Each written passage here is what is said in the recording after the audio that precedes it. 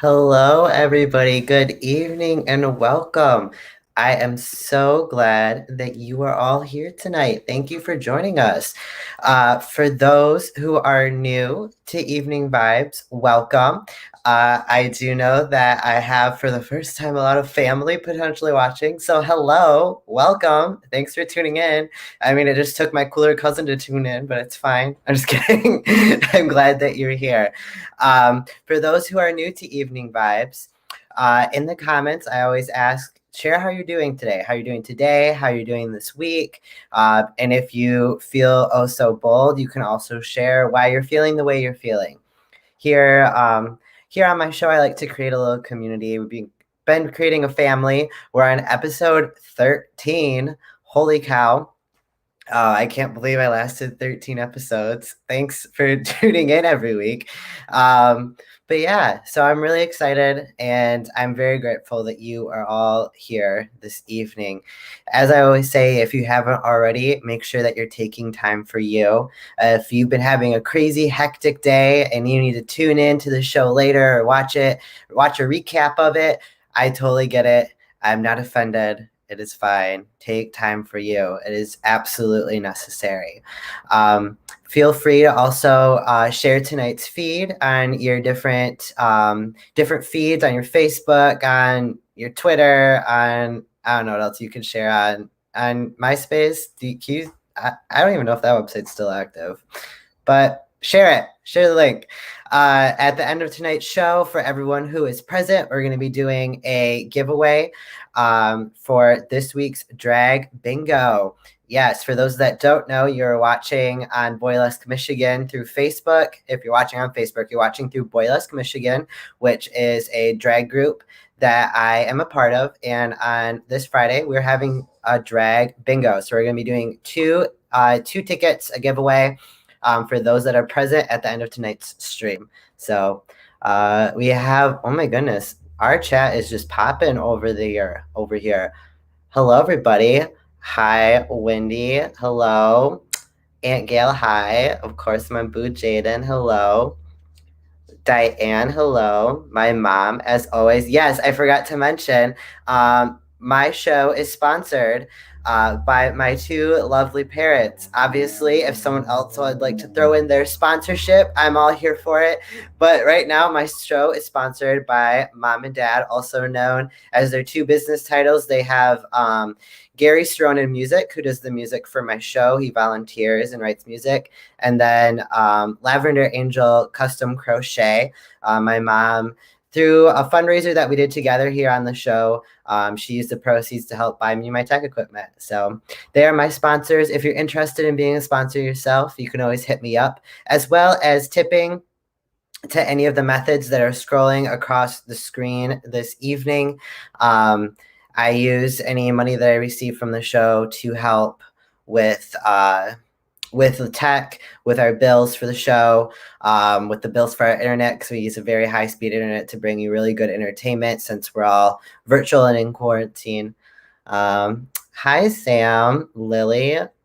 Hello, everybody. Julie, I saw, where is it? Oh, yes. Julie said today is the 1-year anniversary of her mom's passing. And I'm very sorry that you're going through that. And I'm very glad that you're here. I'm glad that you can still join us.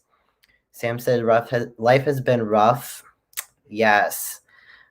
Jenna said this week has been one big stress bucket. Oh my goodness. All of you are just having stressful weeks. I'm so sorry. I'm glad that you're here though. I'm so glad that you're here. I'm very thankful that you're here with us today. My Aunt Paula is watching. Hello. April, of course, is watching. We got a lot of good people watching tonight. Well, I'm going to stop keeping you all waiting. I want to welcome our guest for this evening. She is an author, and she is also my cousin. And I'm just super, super duper excited that she is joining us this evening. Everyone, welcome Christine.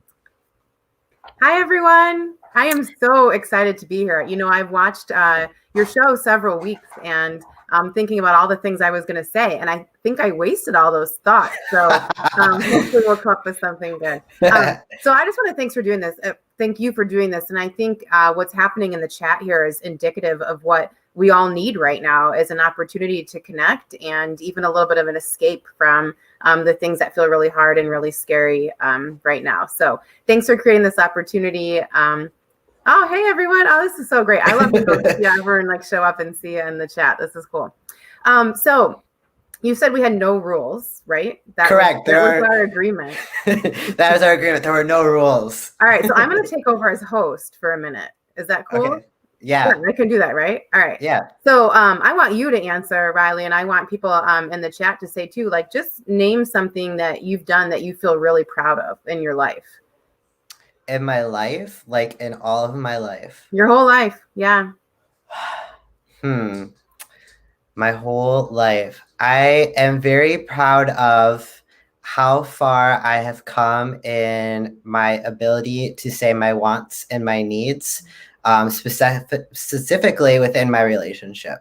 Okay. That has been a huge thing. That has been a roadblocker in other relationships. And that is something I'm very proud of that I've come very far with. Well, good. You're heading exactly like where I want you to go. And that is to talk about the risk that comes with getting to something that you're really proud of. So what were some of the risks that you had to take in that? I had to risk, the biggest risk in my mind was upsetting my partner. And then at the end of it, upsetting them to the point that they just wanted to leave me. They were like, no, your wants and needs are not important, or like, that's stupid and that's just not worth it. Mm-hmm. So that was a huge anxiety I had to come over or overcome. Yeah, absolutely. I think anytime like we do anything great or anything that we feel really proud of, there's an amount of risk and there's some vulnerability with that. And you're talking about things like rejection and things that feel really personal. So tonight, one of the things that I'm going to talk about, as you mentioned, is this book that I had come out this year. It's called Finding Your Way Through Conflict, and it's strategies for early childhood educators.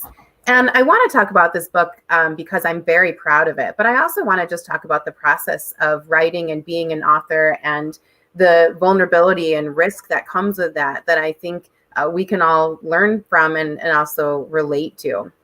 So I wanted you to talk a little bit about something you felt proud of and the vulnerability and risk that you took in that. Because I think that's one of the huge things about writing is that it is a risk. You're starting off with a risk of assuming you have something to say that people might be interested in, that it requires a healthy dose of arrogance to think that you have something worth saying that someone's going to want to read again.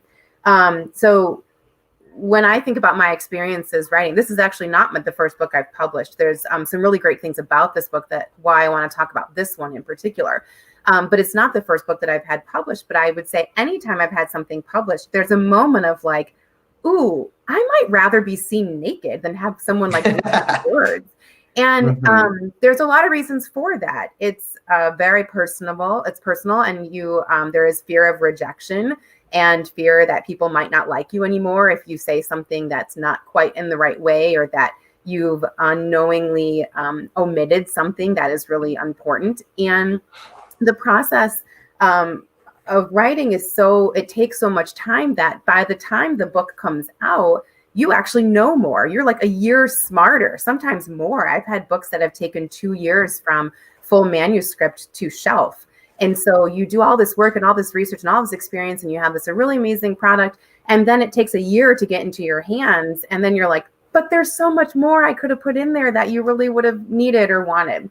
And so, yeah, there's just amount of kind of risk and vulnerability that goes into writing a book. So this book I'm particularly proud of for a couple of reasons. I wrote this book with my very good friend, Chris Amaral. We had done work together in early childhood education and discovered an overlapping interest in thinking about how we support children in conflict resolution. And we started doing workshops together about 5 years ago, really focusing on the adult skills of resolving conflict in the workplace, particularly for early childhood educators. And we had very good responses to these workshops. I mean, we were doing these around the country back when this was a thing. I'm sure you all know. Years ago, we used to gather in large spaces and learn these things called conferences. And we would have groups over 400. I mean, we had very good, engaging audiences. And at one of those conferences, we actually had 2 publishers approach us and ask us if we'd be interested in writing a book, which had never happened to me in my life. And then we had two in the same day. And this was amazing. So I don't know if Chris is watching here tonight. Chris is very busy, and Chris lives in Oklahoma. And so he knows I'm speaking tonight. I don't know if he's has decided to be vulnerable and listen. But so one of the things with Chris, when we first started doing the work together, he had some very big life transitions happen. He had an unexpected surgery. He moved his family from Rhode Island to Mexico and then to Oklahoma. So big job changes, big changes. And so when we were doing this work, I had this moment where I was like, we're going to write a book together. Should I tell him? I don't know. He's kind of busy. And so I didn't tell him.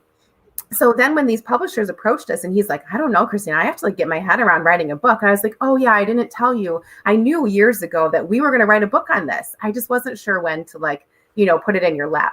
And so that was kind of like, there was a moment of like, how do we create this conversation that we've had with people all over the country and turn it into a book that's going to go on a shelf that people can read? Because one of the things that's really great about the way that Chris and I present the work is our dynamic in our presentation, but also our interactions with the audience. And how do you put that into something that really is a little more one-sided? And so he really had to get his head around, like, how do we make this a book? And I was like, I'm going to give you the space to figure out how to make it a book.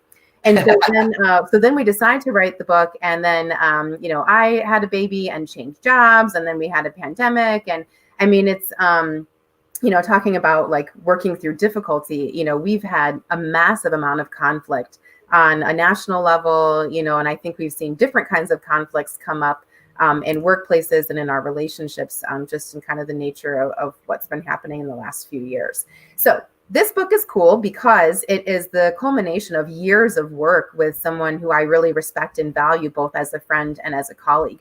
But the other cool thing for me personally is when previously when I had written, it was a part of my job. So I was paid as an employee, but there were no royalties or commission from that. And so it was very cool work. I felt so it was such an amazing opportunity to give to the early childhood community in the way that I did. But I have never actually received a penny beyond my salary for anything that I've written until this very amazing experience almost about a year and a half ago. I'm digressing all over the place. I don't know if you have a plan for tonight, but I don't. No, I never do. Okay, so we're on the same page of not being on a page. So I process big feelings by doing. So if I'm feeling emotional, I like to clean or organize. It's how I get control back if there's things that I can't control.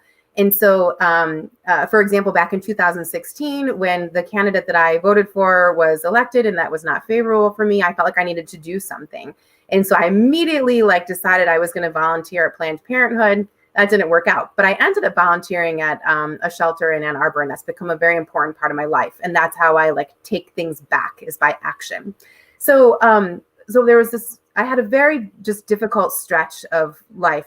It may have a little bit to do with being 8 months pregnant and just all the things that happen with pregnancy in regards to, hormones and moods and just feeling so limited. I couldn't do so much. People don't let you lift things. They don't let you open doors. You're not allowed to drink alcohol. I couldn't do all these things. And limits don't make me feel good. And so I had a very hard week. So that Friday night, there's not a lot of options for 8-month pregnant women to let off steam, right? You're just kind of, stuck in your hormones and your feelings and your big body. And so I got pissed and I wrote an article. That's what I did. This is how I took back power in my life. So I wrote an article and I submitted it cold to a publication and they picked it up. So here's this article that I wrote in in a mood on a Friday night. Yes. And it's not even about what was happening in my life. It's called Tools and Strategies for Group Work, Establishing a Culture of Professionalism, Collaboration, and Positive Work Ethic. And then I got a check in the mail. And this was so cool because it was the first thing I was ever paid to write. And it came off a mood. So so writing for me is very much a way to get some control back in my life and hopefully organize my thinking. So we're back to some kind of path of conversation. So this book here is the first book that I'm actually going to earn some royalties on. And that feels really remarkable. So Chris and I wrote this, we've been doing research for workshops over the years and there's incredible things that come along with that. Of course, our own growth and development, the opportunity to network with people all over the country, the sheer joy of, giving something great to our community. But, we also spent a good 2 years writing the book, and you do that work up front without pay. So that was, of sacrifice, a lot for our families, right? The time that they, sacrificed with us for us to be writing and researching and talking and meeting. And so there's something kind of exciting. Like this just came out a month ago, so I don't have a check yet, but like someday I'm going to get a check that says your words are worth something. And that feels really powerful to me, but also like, kind of vulnerable, because it also means we like need someone to buy it and like think it's worth it. Mm.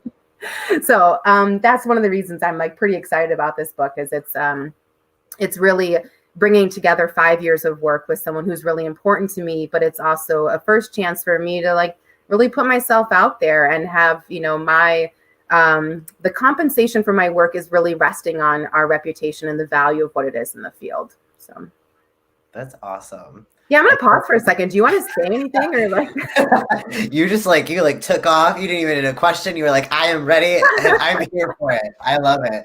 I mean, Colleen sums it up really well. You're just awesome. You do so much that inspires me, and just listening to you talk inspires me. Like if you just took the next 40 minutes and were like, this is about me, I'd be like, okay, take myself off screen. So, well, there's a lot of people on here that know me too. And I think people know, like, I can talk for a pretty endless amount. I'm not sure if it's going to be on a path that's useful, but I can keep going. I mean, this show in particular, like it doesn't have a path. As we were talking like a little bit before the show, whenever I try to like set a path, is like that's when it just goes wrong, because then you get frustrated and you get overwhelmed because you're like, man, this is not what I wanted. This is not what I like had anticipated at all. So, I mean, I don't believe in like a straight and narrow path, especially with something like that. The other thing I wanted to say to you too is, at this point in my career, I feel very proud to say that most of the time when I speak publicly, people pay me to do it. And I'm here tonight because I love you and I support your work. And you're not paying me. So I want to point out that, you get what you pay for. So if it's a lie, you got your money's worth. We have this looking forward to purchasing your book. Thanks, Kelly. And then this is one of my friends, and she's saying, as a fellow writer, it's awesome to hear and inspiring. So look at that. Yeah, thanks. That's great. That just made all this worth it, right? That's what the point here is, like connection and to empower each other. You had mentioned something that I wanted to touch on. You had mentioned at some point, and I don't think you had answered the question I had in my head, but that you're the person that you wrote with is in Oklahoma. Mm-hmm. So how did you work together with being so far away? Yeah, that's a good question. So when Chris and I met, he lived in Rhode Island and I live here in Michigan. And we were working on a national board together that was in Washington, D.C. So back in the day, if people remember travel, we'd get on a plane, we would go to meetings.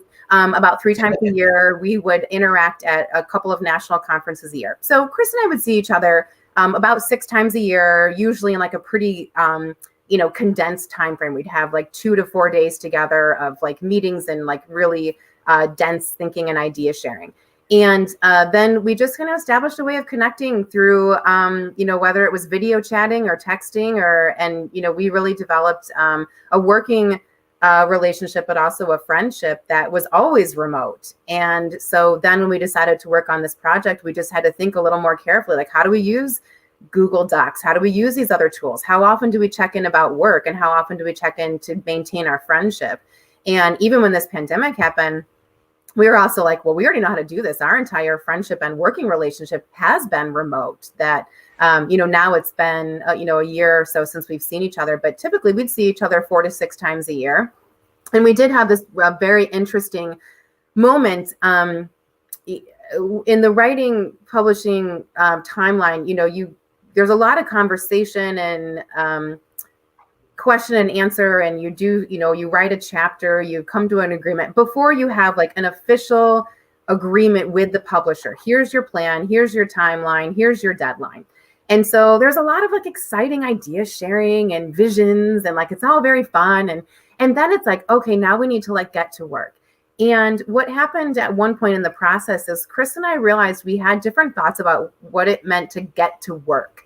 And so we were presenting at a conference together, and so we had like a day that we had set aside for writing. We were just going to like focus and write, and we couldn't. And what we realized is like we were in a conflict with each other. We were approaching the work differently. We weren't communicating about it. We were both feeling the pressure of like, we need this time. We can't lose this time. We've got to do this right now. We're on a deadline. We're behind. We're not even, and then we were like, whoa, we need to slow down and do the things we're trying to write about to help other people get through conflict. And we have this like really wonderful day of unpacking our uncomfortable feelings and perspectives about a situation that was meant to be pretty harmonious, but ended up being fairly tense. And so we were sitting in this coffee shop, and what we decided to do was rewrote this foreword that was about this conflict that we had, articulating like how we got into a situation of not using our own advice. Like we're writing a book on conflict, and now we're in conflict.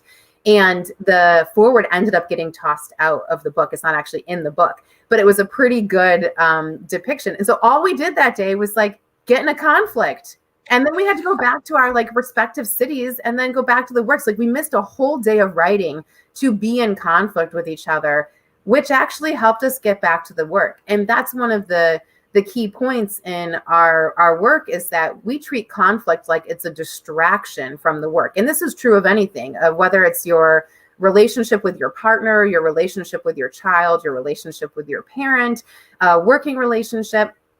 We often act like conflict gets in the way, or that it's a distraction from the work or a distraction from the relationship, but it is the relationship. And if you can think about that, as you early on in relationships, those moments of tension feel like make or break. And when they're it's because you've grown, right?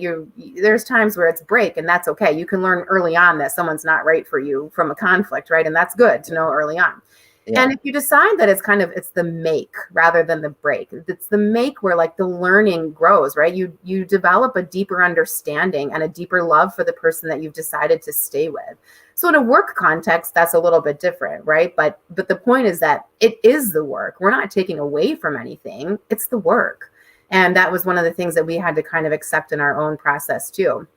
So while we have a lot of strategies and experience doing the work remotely, we certainly face challenges. It's so much easier to be in person with someone, but definitely being in different time zones and, having our own family dynamics and work dynamics, it was hard.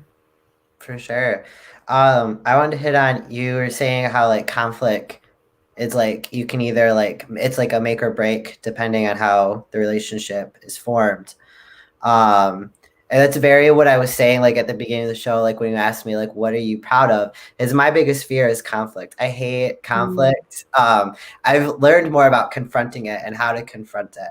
But that was always a huge thing for me. Like in other relationships, as soon as there was like, I worked so hard, no matter if it was like a 2-month relationship or like a year-long relationship, I worked so hard to not have conflict that like once it hit conflict, I was like, oh, it's done. Like, this is it. This is done. And so that's like a big thing for me I've been working on in like therapy, and why I was very excited like to see that you even like are doing work on it, like conflict in general. Cause I was like, this is huge, like in my life right now, is working around conflict and how to deal with it in a way that's not scary and that's healthy. Yeah. So the title of our workshop and what this work was originally called, it was called Being in Conflict, IN in capital letters, because what we wanted was to help people develop a skill set for just getting comfortable in it. Like I'm sitting here with like a blanket and my slippers next to my fireplace with like friends and family. And we want to make conflict conversations to feel that way too, where we're like, all right, let's get cozy. Let's like unpack this. Let's, figure out, not just showing up as our best selves, but who are we showing up as? It's a lot of self-reflection. Like, what do you bring to a conflict? And Riley, what you're saying right now is that one of the things that you bring is avoidance and fear and hesitation. And those are real things. And so we talk a lot about those feelings and perspectives and how we show up to it. And it doesn't mean you have to, change who you are, but knowing who you show up as plays a significant role in how you navigate it. And one of the things we talk about, and when we eventually get to some steps of actually, resolving conflict, is owning your story. And so we often in conflict hear a lot about getting the other person's perspective, and that matters too. But it's important to own your story in a way that you can respectfully and articulately share your side. I want to just point out what people are kind of saying. Like they're kind of agreeing on that same line of like they just are like, I don't want to deal with that like at all. I mean, Yeah. like I'll walk away from any situation before I have to deal with that. It makes me anxious and unsettled. Like it's crazy. Like conflict Yeah. is just not our thing as humans for in a majority speaking sense. Yeah, and the thing about, writing a book on conflict is it does not make me good at conflict. It means I've done a lot of research. It means that I feel vulnerable enough to open up about the mistakes I've made in conflict. And there have been times like at work or in my relationship that, I've said, wow, I'm like really messing this up and I'm supposed to be good at it. And I think that's one of the things too, is that we either want to like avoid it or get really good at it. And that's not necessarily how that works, that really we can get good at being more comfortable in it and trusting our relationships, trusting ourselves, trusting the strategies to work through it. But it can be very uncomfortable. Even if you're using all the strategies, it doesn't take away that kind of, panicky, sweaty hand feelings of just wanting to get out of it. Mm-hmm. So all those feelings that people are saying are very real. I was gonna ask in that like same line of topic. Have you noticed since doing this work and like writing this book, has it impacted your relationships, like the conflict, how you deal with Definitely. conflict in Yeah. relationships? Yeah. I think I still make a lot of mistakes, but I think when I make mistakes, I'm more aware of them and I'm more aware of what I could be doing differently. So actually I could be happy to read like a couple of the Yeah, strategies and then that might help me give some better examples about that. totally. Do it. So we start off with 6 core principles of working through conflict. And so the first is that conflict is natural and deeply human. And so first, just owning that being in relationships with people, being in workspaces with people, the first part is that we have to accept that this is normal, this is healthy, this is natural, this is part of being human. So one is owning that getting into conflict with someone does not make you or them a bad person. It doesn't make you bad at your job or bad at relationships. And I think that was something I internalized in relationships when I was younger, that I felt like if there was tension, it made me a bad person or a bad partner, or maybe not capable of being in relationships. But truly, it's a part of being human. It doesn't mean that you're less than. One that we've already talked about is that conflict is the work. It's not a distraction from the work, whether that's like an employment or a relationship. Conflict is almost always reciprocal, which means you have to accept that you are contributing something to it, even if it's hard to admit. I show up, as you can see, I tend to have a presence. I have a little bit of I'm assertive. I have a little bit of an ego, and that means I have to be aware of how I show up to that. And sometimes that might not mean initially recognizing I'm contributing to a problem. My husband's watching from upstairs. He's probably laughing right now. So I might not always recognize my contribution to something. I have a strong tendency to think I'm right. And it doesn't matter if 99% of the time I am. There's still the 1% where I'm not. And I have to remember to show up and remember I'm contributing to it. And rightness doesn't really even matter. That's another point. Conflict is sustained by win, lose, right, and wrong thinking. So we often approach conflict as wanting to know, like, but I'm right, or, was I wrong? Or we want to have this like really dichotomous outcome of right and wrong. And that actually sustains conflict rather than resolves conflict. So kind of letting that go. We're not looking for winners or losers. It's really more about growth and understanding and developing relationship. Conflict exists if someone says it does. We often sometimes want to dismiss a conflict that someone is having, or we think something's not a big deal. But those little things become big things very quickly, and we don't want to dismiss someone else's perspective. And so recognizing that if someone thinks there's a conflict, there is, and we need to sort it out. Especially at work, there's a professional obligation to work through difficulty. In your personal life, you can certainly decide if a relationship is worth maintaining or not. But in a work situation, there's a little more of a professional commitment to work through difficulty. And then the last of those 6 points is just that conflict never stops teaching us, that we have to remember that, we are learners in this. There's never a point where we are experts. Even the authors of this book, we trip on this all the time. And so recognizing that every situation is an opportunity to learn and grow, and that we never enter into those as experts. We enter in as students. I love that. Yeah. So the book that you wrote in particular, if I remember correctly, is it a specific age group that you focus on in the book? So the book is for early childhood educators, so conflicts between teachers. So for example, I'm a director at an early childhood center. We care for children birth through 5 years. And so my teachers team teach. So I would have teams of, 3 to 5, pre and pandemic differences, whatever. So they're a team teaching. One of the main reasons that it has that focus is because we have an early childhood publisher. The concepts and strategies that we talk about are really applicable to really any adults, any workplace, any relationship. A lot of it is we focus on some components around mindfulness and reflection and establishing kind of ground rules for conversation. So there's multiple things in there that would be applicable beyond age groups, but we focused in on kind of these team teaching dynamics of early childhood programs. And that's where most of the examples lie. I'm glad I asked, because this whole time I was thinking, just based on like the title alone, I was totally thinking it's like, oh, dealing with like conflict with like students or like of that nature. Yeah, and one of the reasons we picked this focus is there's a fair amount of work that help teachers think about how to support conflicts between children or managing power struggles with children and between adults and children. And what we were asking adults to do in supporting conflict between children didn't necessarily help adults develop those skills for themselves. And so we found that there was more content research strategies needed to help teams work more effectively. Children learn best through imitation and modeling. And so if adults aren't modeling effective conflict resolution, it's not likely children are just going to pick it up. Like, neither of my children play piano. They haven't seen anyone play piano, right? So we can't ask children to learn how to solve conflicts if they're also not witnessing how to resolve conflicts. Totally. Yeah, good question.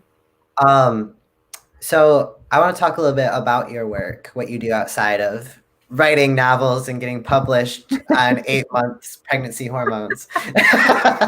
Sure. So pre-pandemic, I know you were doing a lot of in-person like lecture styles, and you were bringing in like your children, right?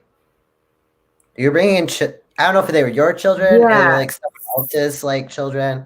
Sure. So I do a variety of different things, and so I'll explain that and describe what you were referring to too.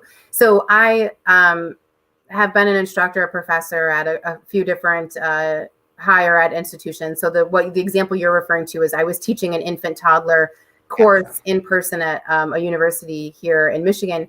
And I would bring in, live subjects. We would, I'd have friends and family bring in their infants and toddlers for my students to observe. We would have specific developmental components that they would watch for, whether it was evidence of executive function skills or fine motor or gross motor development. And it was really powerful to have it right in front of us, so much better than a video. And it was a risk. I actually didn't know how that would turn out. Like, when you don't pay people, like when you don't pay actors, like, little babies to come in and do certain things, you don't know what you're going to get. And so it was a little bit of a risk, but the reward was fantastic.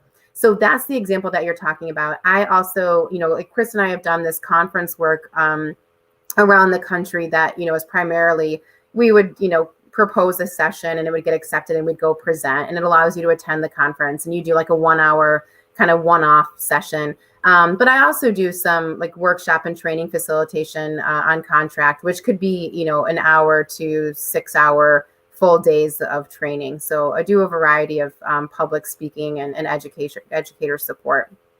And how have you transitioned with that now? in pandemic? You know, what was shocking is it's actually kind of increased. Like I've had so many more requests for whether it's virtual presentations or training or mentoring or everyone's trying to figure out how to pivot, right? And I kind of anticipated limits and funding to be available for this, and really I think with the reduced travel, but there's still funding that exists and has to be used for certain purposes, and there's a need. So a lot of what I've been doing since March is I did a series on parenting in the pandemic. I actually two. I did one for the local library and then a series in UAE on parenting. So a lot more around the pandemic, a lot more kind of coaching and mentoring, both in professional growth, but also in this like new dynamic that we're in. Some large scale events, large conference symposium. Chris and I did 3 sessions on our book that were pre-recorded for national level conferences. So it's been busy, surprisingly busy, but good.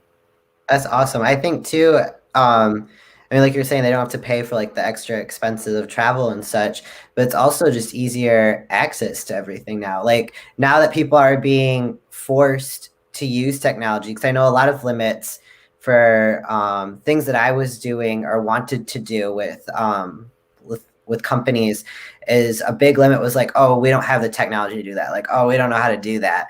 And now it's just like everyone's doing it, and now they have to know how to do it if they want to keep their company afloat. Right. Well, and Um, then for me, as someone, who's doing contract work, I don't have to block a whole day to give someone an hour. And actually, like I could record a conference session. I could go to work all day and then I could record a conference session and then I can go to class because I'm also in school right now. And like I can do all that without like, moving from my couch. And so it's not very healthy, but there's just a lot more I have more flexibility in my life not having to travel too. Travel was a big time suck before. Cool, but time suck. Something that was I thought was really interesting before we talked about before we had started tonight, and you kind of touched on it, was how you're doing doing like workshops and conferences now, and sometimes you feel like, or you don't feel like you like literally are just talking to yourself. Yes. Yeah. So there's been a couple circumstances when Chris and I do the sessions together, it's at least like this, like you and I were like, I can see you and I can see the comments over here. So I know people are with us, but at least I can see you. And I've, really dominated the airspace here. But you jump in here and there. You give me some feedback with your expressions and body language, which is feels like a nice human interaction. But sometimes it's just me. And if it's recorded, I know there's like tech people behind the scenes, but all I see is my own face. And I'm just talking to so if it's recorded, I never get any interaction, even in the conflicts or in the comments section. And so that's an interesting situation. The other there's 2 other situations I think that were peculiar. And one was a symposium that was about 1,200 people. Actually, Chris and I had a session with about 1,000 people. And there's just no way to see that many people. And you kind of lose the enormity of that, like by not having, like, if you're in a ballroom, you see all the people. But Mm-hmm. when there's 1,200 virtual people, there's no sense of that. And it's very disorienting. But one of the conferences that we did, they recorded us in advance, and they do that and they send it out, and you never interact with people. But there was one, they recorded it in advance, and then they played it, but we were live interacting in the comments. So I was like watching Mm-hmm. myself present and being like, oh, well, I'm about to say, like typing off into the comment side, which was just really, it was cool, but it was awkward because, you can't really keep up in the comments as much as you'd want to while you're talking, but watching yourself and interacting, it was just different. I had never kind of anticipated that. Like, then I was like, what if you could do that live? I don't know. There's just interesting things to think about. So we here on within like our boylesque group, we've experienced like all those different barriers and like different live stream experiences. We have this one, which I'm the only one who does this consistent, like where I'm just talking and I get to see comments, I get to interact, whatever. And then our Friday shows, when we do a regular drag show, it's on YouTube. but we can't see anyone. We Right. don't interact with anyone. So the queens are just watching themselves Right. perform in front of them while we're just assuming people are watching with us. And Yes. then and then our Monday show, we have two queens that do a Monday show, and theirs is pre-recorded. They stream it live, and then they interact in the comments, and they do like a behind the scenes. So Cool. like when something happens on camera or like in the stream, whatever, then like the queens will be like, oh, this is what was going on, or like this part was hard to edit because of this. Like, so it's just kind of this whole new virtual thing is just Yeah. crazy. Yeah, and I think one thing that's different is I know there's other people here, but at least when I'm talking, like I'm looking at you and I'm thinking about you as a person and thinking about what I know. Yeah, what I know about you and our relationship and our family and the work that you do. And I'm thinking about some of the things I'm saying in the context of our relationship and our interactions. And when you're recording, you don't have like a focus audience. Like you can imagine the people who might watch it, but you're not seeing someone that, sways or impacts your examples or your. Mm-hmm. So I really missed the human part of it. I really liked interacting with live humans. And there were remarkable things that happened in our workshop and conference spaces that I think are still happening, but we miss out and it's different. Right. It also feels, I know for me, it feels less nerve-wracking because again, I'm just like what we were saying, I'm looking at myself, I'm looking at you. So I feel like I'm just having a conversation with you. I sometimes forget that like people are even watching, even Yeah, though I could see them commenting. right. Um, but I mean, it says like at this moment, it says we have 23 viewers. If I was sitting in a room with 23 other people, considering there wasn't a pandemic going on, I would be more inclined to feel nervous about what I might say or what I'm talking about. So it's Yeah. I would you still wear those cute little earmuffs? no, because this is canceling out all the other noise that's happening in the house. I find that I don't get very nervous anymore, but I do think the audience does play a role in your performance or presence. Absolutely. How you are with one person versus 20 people versus 1,000 is different. And maybe it was better that, I've only ever had, I think, 500 live people in my audience. So maybe it was better to do 1,000 or 1,200 without seeing 1,000 to 1,200 faces. Maybe that would have made me nervous. I don't know. Maybe we'll never Right. find out. Now I'm just thinking about my headphones, and I'm like, because yeah, in person, like you're feeding off of people and not just their nonverbals, but their verbals. Yeah. But like when I'm by myself in this house, like, or not by myself, but when I'm doing like a virtual show like this, I don't want to hear anything else because then I get distracted and I don't know what I'm talking about. So I got these like noise canceling headphones where I could still hear you. So I Now had I'm this just thinking about it. the last recorded webinar I did, I don't even know at what point. I halfway, I don't know. But I'm just talking to myself, right? There's no interaction, there's no give and take. And I'm telling a story and I'm just looking at my own face. And there was one point where I was like, am I still making sense? Like, would I tell myself, like, would I know? I was just having this, like, wow, I'm really in this deep conversation with myself that people are going to watch. And I hope this starts to make sense. That's hilarious. It was, yeah. I did not watch it back to see how it went, but there is something different, right? You have a conversation with someone, like I'm getting body language from you. I know if I start to not make sense, you're gonna be like, let me ask a question. Let's get back on track here. I'm looking at Aw, hey, Aunt Gail. Hey Gail, we We love you and miss do. you. We do. I miss a lot of our family so much. It is crazy. It's crazy living on this side of the state and knowing you're right down the street and I never see you. I think I that's know. that's the craziest. Yeah, we haven't seen hardly anyone, and it feels so sad. And yeah, I mean, talk about conflict, right? It's hard to navigate relationships like this, and it's hard to feel so isolated, and it's hard to know the best and right thing to do for everyone to take care of themselves and be safe and employed and healthy, and it just feels like a giant mess. Yeah. So you are going to school once again. What are you going to school for? I am. So you know me, and when things feel out of control, I need to take back control. So screw you, pandemic. I'm getting my PhD. That's what happened. So Yes. yeah, I started my PhD at Eastern this semester. It's in educational studies with a focus in urban education. So it's been a remarkable semester, learning a lot about the history of education and also really how to do good research. And I feel like I have so much control. I'm doing so much reading and writing. So like, yeah, screw you, pandemic. I'm owning this life. I might not leave my house besides going to work, and I miss everyone I love, but I'm controlling this paper. Jaden and I talk about all the time how we feel so busy for a pandemic. Like this is the busiest we've ever felt. Like Yeah. and just like constantly we're like doing things, we're promoting things, we're doing shows.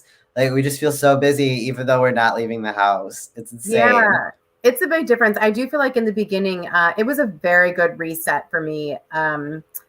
I, prior to the job I have now that I took about a year ago, I was traveling a lot for work. And I think having a baby and changing jobs and the pandemic, like the slowdown was a big deal for me. And I think it was good for our family. So, yeah, we're feeling pretty good, but busy in just different ways. I do feel like, we're now in a routine of, we know how to exist in a pandemic, where in the beginning it was like, okay, we need to go to the grocery store. Which pen do we write with? Do you have a mask? Do you have your hand sanitizer? Where are you going to put your wallet so you only touch one thing? Like now I feel like we can autopilot not spread a lot of germs. But in the beginning, it was like hyper focused thinking to do things that felt so basic. Like getting gas felt like such a big, like choreographed task. So I do feel like now that we have like those habits in place, the mental space has been opened up again to do creative thinking, like what you've done in creating this series. Yeah, I'm just thinking of all the things that I do now that I did not do pre like this entire thing, like I mean, like pandemic. hopefully you like washed your hands and stuff, right? Yes, I did. Are But you the person that's now buying toilet paper that never did before? yep, that's me. I just all of a sudden I realized that people use that, and I bought every single roll in every store in Ypsilanti. But really, what are you doing that's different? I'm curious. I'm much more aware of what I'm bringing in the house. Oh, As in like my shoes. I used to be like so for a while if someone has it's a weird thing. I've heard it's like part like white person thing, but I don't know if it's an everyone thing. I don't know. But I've been very aware. I've always been very aware of if someone has carpet or not. If someone has carpet, I immediately take off my shoes. If someone has hardwood floor, it's if I'm told to take off my shoes, then I will. But otherwise you have a hardwood floor and my shoes are comfier. And I've been very aware of like just in our own home, we have a hardwood floor. And so it doesn't always, I didn't always register to take off my shoes as soon as I walked in the door. But now I do. Like as soon as I walk in the door, I take them off because I don't know what the heck I am tracking into the house. mm, Another thing is as soon as I get home, I wash my hands. yeah. And I take out any like outer layer I had on top because I usually use my arms or like the cuff of a sleeve to open something. Okay. Um, it's just like small things like that that if it was pre-pandemic, I would consider myself paranoid. Mm-hmm. Mm-hmm. Um, since in September, um, Jaden and I had COVID, we bought a sanitization gun Okay. that has like this like grade A like sanitizer in it, and it has a UVA blue light attached to it. Wow. And so if we have someone come over for to like help out with our drag shows, we spray all the touch points down before they get here and then after they leave. Okay. Which I felt the first time I felt really silly. And now that I've been doing it for 2 months, it's like secondhand. It's like, oh, I Yeah. gotta go do that real quick. So Yeah, it's been tricky to get comfortable with these like heightened levels of awareness, and I'm on site right now because we provide care for children for the U of M medical systems. So I have an office, but people regularly come into my office, and I've learned to be less awkward about like grabbing our bleach spray after someone walks out. Like, right, like that's a process. It's like on paper that we're going to do that, but there's something that's kind of dehumanizing to be like, thanks for coming in. I'm gonna, like Right. yeah, I feel like I'm getting over that part about I could be hurting someone's feelings, and it's just important to be safer for everyone. But Well, and it used to be like a comedy point in like movies and TV shows of like someone that made you uncomfortable. They came into like your space, and as soon as they left, you like wiped it off, even if it was like just pantomime wiping off, you know? It was like, oh, that person disgusts me. And now it's right. like, it's not an insult anymore. It's like a compliment. Like, Yes, oh, thank you for like keeping your space clean. right. I love you so much. I'm gonna wipe up after you. Wipe up after you. And it's the first thing I say. Like, someone comes in my office, I'm like, sit anywhere you like. It's clean. Like, what? That's not like a sentence I say every time.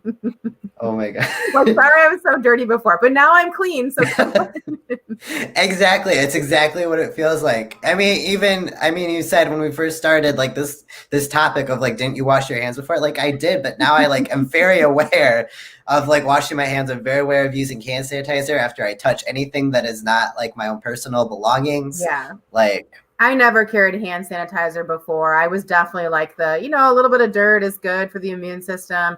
And now, yeah, it's constant. Yep. I mean, masks to me also feel like secondhand. They don't bother me anymore to wear all day. I feel like it's like a hug for my face. That's what I've said, and I'm not even kidding. And now that it's cold out, like now my face is warm, and now I'm like, why did I wear a mask before? Because scarves don't stay in place. Like post-pandemic, I think I'm going to keep all my masks just for outdoor winter activity because my face feels so much better warm. Yep. Like you see those like memes that are like, why do I live somewhere that hurts my face? And now I'm like, oh, 2020 brought us masks. Winter doesn't hurt my face anymore. Yes. Sam said in the beauty industry, already wearing masks and gloves all working. Yeah, I mean, like so many fields have been doing this like for how long, right? I mean, many of us are just catching up. Yeah. Well, thank you so very much for joining me tonight. This was great conversation.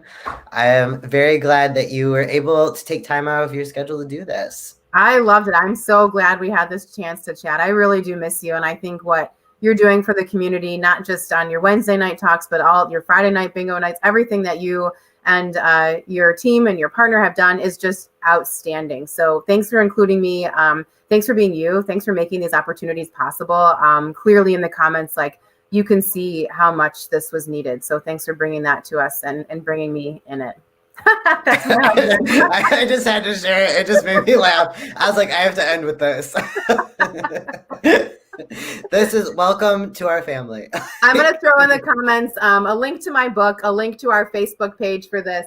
The only other thing I wanted to say is like definitely support Riley and his work, but also, please do support authors when you know people that write, buy their work, give reviews, good reviews on Amazon, bump the good reviews. Like, this is, it's important to support voices. So thanks for being here and thanks for supporting me by just showing up tonight and for your comments and interactions. And Riley, I just think you're the best.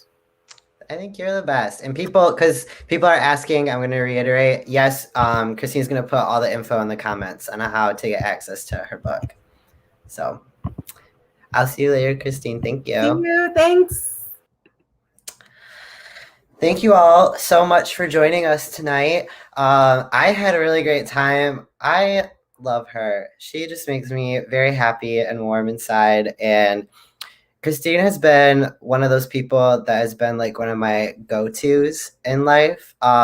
It's really interesting because we didn't get to talk about it, but previous to the past couple years, we actually, and we've talked about this a lot between the two of us, that we actually weren't that close. Just like she lived over on this side of the state, I lived on the other side of the state, and we just didn't grow up by each other. And then I moved to this side for school, and then I was so busy with school that it still didn't happen. And then I don't know, within the past couple of years, something just kind of clicked, and we've been really close lately, and it's just been really great. She offered to help us out when Jaden and I were sick, and she's also just been there for us when we needed it. She's come to a couple of our shows when we were doing in person. So I just love her. I'm glad she could join us today.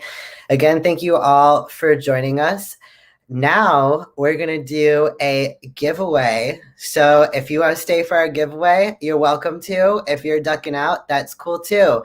But we are doing our giveaway. We're doing 2 tickets to this Friday's Drag Bingo. For those that don't know, it is at 8 p.m. Eastern Standard Time. It is 100% virtual. We do our drag bingos over Zoom, so you do have to have a working camera and microphone in order to play with us and internet. um, but it's a lot of fun. It's all virtual.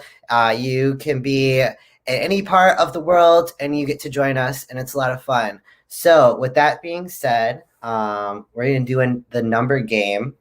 I should have prepared. I need paper. I don't have paper or a pencil. I'll put it in my phone. So I want you all, wait, I need to write it down first. We're going to guess a number between 1 and 100. That is a huge span, but I don't know how many people are playing. So who's ever closest to my number, to 2 closest people to my number, I should say. So 1 through 100, writing my number. Okay, my number is written down.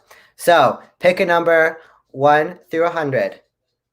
Go. And while you're going, I'm going to keep talking. So this Friday, all of our shows, as Jaden pointed out, that's not what I meant to do. As Jaden pointed out, all of our shows are fundraisers. This week we're raising money for Ypsilanti Meals on Wheels and the Shelter Association of Washtenaw County.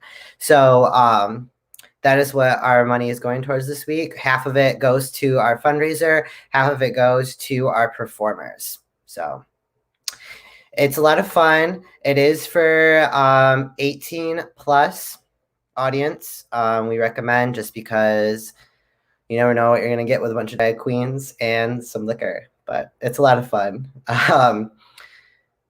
Look at all these numbers coming in. Wendy, why are you giving like 5 numbers? You give 1 number, Wendy. Wendy, pick 1 number. I'll wait for you to pick a single number. Put your number and then put final number. You only get 1.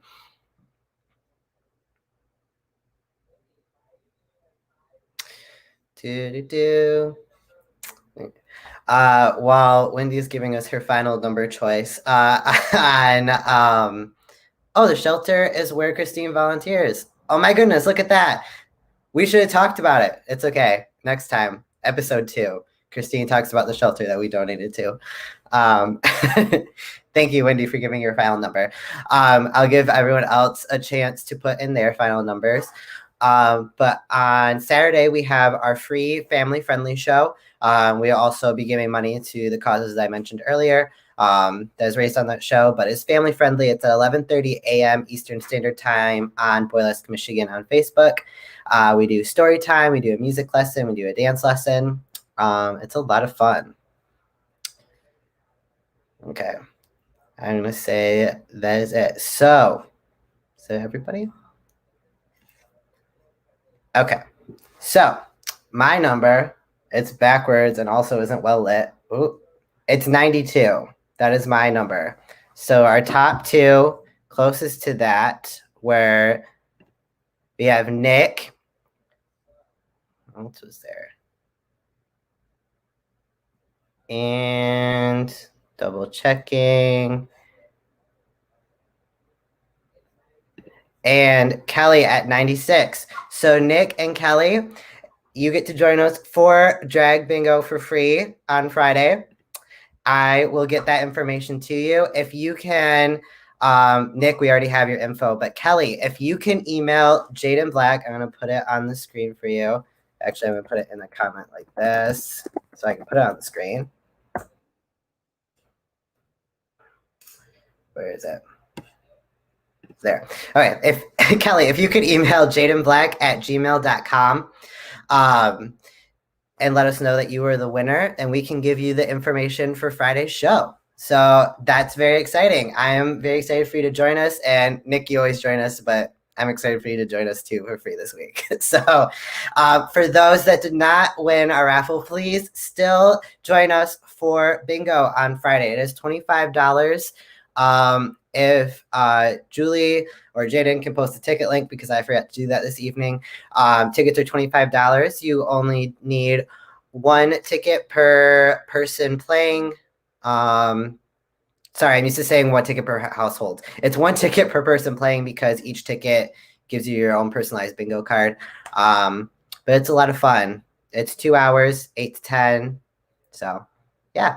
Thank you all so much for joining us. I hope you have an amazing rest of your week. Please, please, please take some time for you. Also, it is Transgender Awareness Week. So, do some research up on that. Tell a trans person that you love them, even if it's just me. Because we need it more than ever right now, especially because the election kind of took over. It's actually Transgender Awareness Month, but the election kind of took over, which is understandable. But it is officially Transgender Awareness Week. Friday is Transgender Day of Remembrance. And I'm going to be talking more about that next Wednesday. Yes, even though it's the day before Thanksgiving, we still have next week's show to look forward to. So please join us again next Wednesday at 8 p.m. We're going to talk about Transgender Day of Remembrance. We're going to talk about being thankful because I just love to be thankful. And we might do some fun games and prizes and giveaways. We're just going to have a night of fun. So I hope you have an amazing rest of your week. Do something for you. You are loved and worthy of love. And yeah, have an amazing night. Bye, guys.